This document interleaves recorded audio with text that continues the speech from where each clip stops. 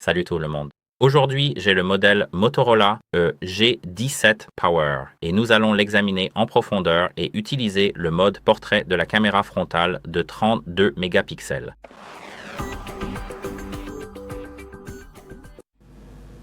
D'abord, comprenons ce que fait le mode portrait. Ici, comme vous pouvez le voir, si vous retournez la caméra et ouvrez le mode portrait, on peut voir qu'il est activé. Et ce qu'il fait, c'est que le mode portrait utilise une simulation de profondeur. Il garde votre visage net, floute l'arrière-plan, crée l'effet bokeh et essaie de séparer le sujet de l'arrière-plan. Le secret, c'est d'aider le logiciel à réussir. Donc au début, la distance est primordiale. C'est un énorme secret. La meilleure distance pour un selfie en mode portrait, c'est de tenir votre téléphone à la longueur du bras, voire un peu plus loin. Trop près, c'est la déformation du visage, l'effet gros nez et une détection des contours plus brouillonne. Jusqu'ici, la séparation du sujet s'affaiblit. Le point idéal se situe à environ 60 à 90 cm.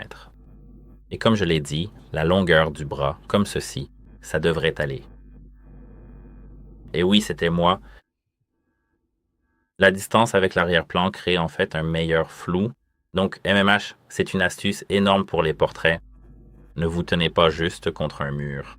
Au lieu de ça, vous, au premier plan, l'arrière-plan à plusieurs mètres derrière vous.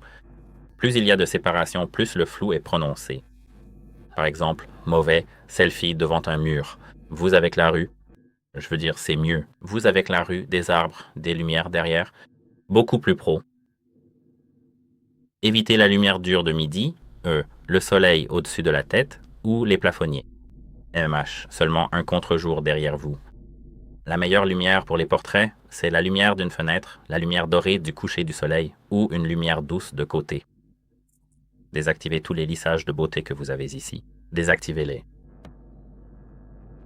Si vous préférez une peau naturelle, les caméras selfie Motorola incluent des filtres d'embellissement, donc vérifiez si vous les avez activés ou désactivés. Je le laisse généralement désactivé ou très faible. La texture de la peau paraît bien meilleure. C'est le cas. Utilisez le mode portrait pour les personnes, pas pour tout. Le mode portrait est idéal pour les visages, les photos du haut du corps et un seul sujet. Ce n'est pas idéal pour les groupes, les cheveux qui volent dans tous les sens, les lunettes avec des reflets, car cela peut perturber la détection des contours ou les arrière-plans chargés. Et voilà. Au revoir.